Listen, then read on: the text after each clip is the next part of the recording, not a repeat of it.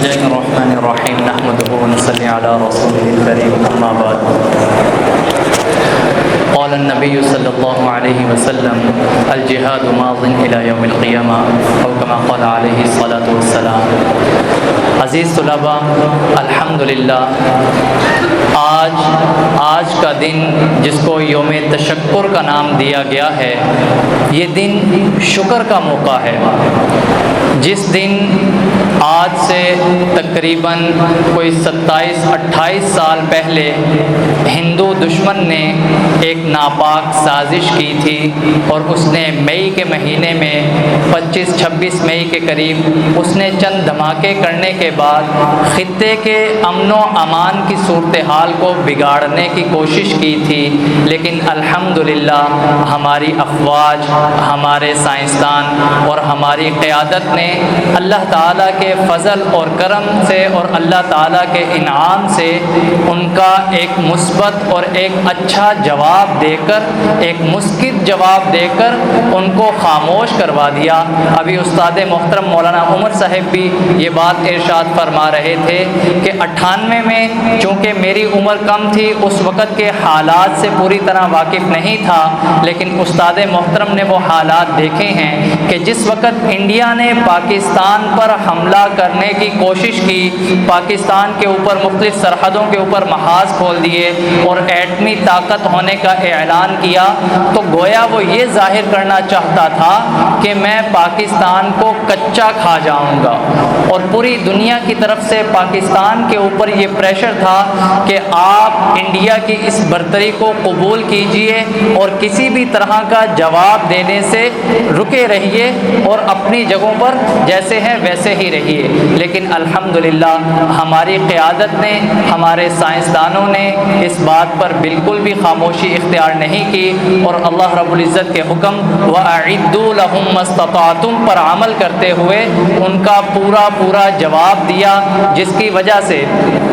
India کو بھی یہ حیرت ہوئی اور پوری دنیا حیرت میں ڈوب گئی کہ پاکستان ایک چھوٹی سی معیشت والا ملک ایک ایسے بڑے دھماکے کیسے کر سکتا ہے، اور پاکستان کو اللہ تعالیٰ نے جو ایٹمی قوت عطا کی ہے یہ دنیا کی خطرناک ترین قوتوں میں سے ایک ہے۔ یہی وجہ ہے کہ بھارت ایٹمی طاقت ہونے کے باوجود پاکستان کی ایٹمی طاقت سے ڈرتا ہے۔ وجہ صرف یہی ہے، وہ جانتا ہے کہ بھارت کی ایٹمی قوت پاکستان کی ایٹمی قوت کے لیول کی نہیں ہے، اس سے کم تر ہے، اسی وجہ سے وہ پاکستان کی ایٹمی قوت سے ڈرتا ہے، حالانکہ وہ خود بھی ایٹمی قوت ہے۔ لیکن یہ سلسلہ اسی طرح چلتا رہا اور پاکستان کے اندر کچھ حالات ایسے پیدا کیے جاتے رہے جس کی وجہ سے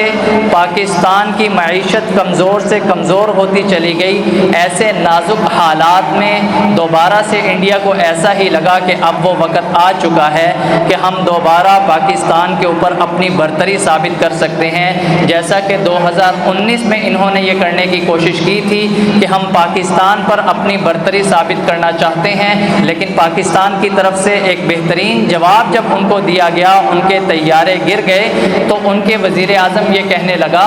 کہ ہمارے پاس چونکہ فلاں جہاز نہیں تھا، رافیل موجود نہیں تھا، فلاں قوت نہیں تھی، اس وجہ سے ہم پاکستان کا مقابلہ نہیں کر سکے۔ تو انہوں نے پاکستان کے خلاف محاذ کھولنے کے لیے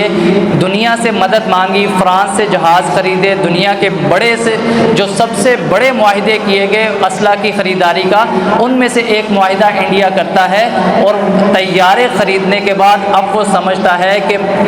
بھارت پاکستان سے ایسی برتری حاصل کر چکا ہے کہ اب دوبارہ پاکستان کو کھانے کا وقت آ چکا ہے۔ اپنی اسی بھول کے اندر وہ دوبارہ شیر کی کھچار میں ہاتھ ڈالنے کی کوشش کرتا ہے،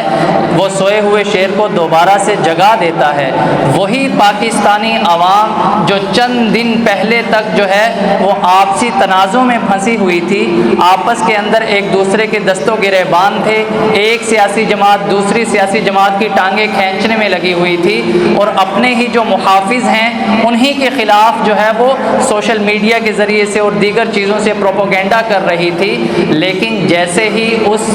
دشمن نے اس قوم کو للکارا، اس سوئی ہوئی قوم کو چھیڑا، تو یہ دوبارہ سے قوم ایک متحد مٹھی کی طرح ایک ہو گئی، اپنے محافظوں کے پیچھے صف باندھ کر کھڑی ہو گئی اور ان سے کہنے لگی کہ ہمیں اس صف سے، اپنی صف سے آگے کھڑا رکھیے۔ یہی وجہ ہے کہ ہم دیکھتے ہیں کہ جہاں سے میزائل فائر ہو رہا ہے، پاکستانی عوام وہاں بھی موجود ہے، جہاں پر کسی فوجی کو کسی قسم کی کوئی ضرورت پیش آ رہی ہے وہاں پر پاکستانی عوام ساتھ کھڑی ہے، جہاں پر کسی ڈرون کو گرانے کے لیے کوئی فوجی کھڑا ہے اس کے ساتھ ہمیں پاکستان کا ایک عام شہری کھڑا ہوا بھی اس کو ڈرون کو گراتے ہوئے نظر آتا ہے۔ یہ وہ بات تھی کہ انڈیا نے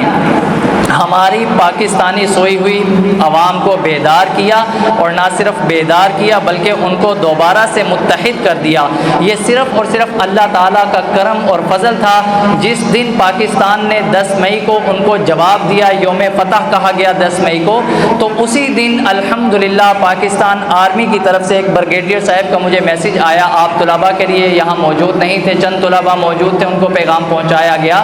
انہوں نے کہا کہ طلباء کو شکرانے کے نوافل ادا کرنے کی تاکید کیجیے، کہ یہ کوئی فخر اور غرور کی بات نہیں ہے بلکہ یہ محض اللہ تعالیٰ کا کرم اور فضل تھا کہ اللہ تعالیٰ نے ہمیں کم من فئۃ قلیلۃ غلبت فئۃ کثیرۃ باذن اللہ، کہ اللہ تعالیٰ کے حکم سے ہمیشہ سے ایسا ہوتا آیا ہے کہ مسلمان اپنی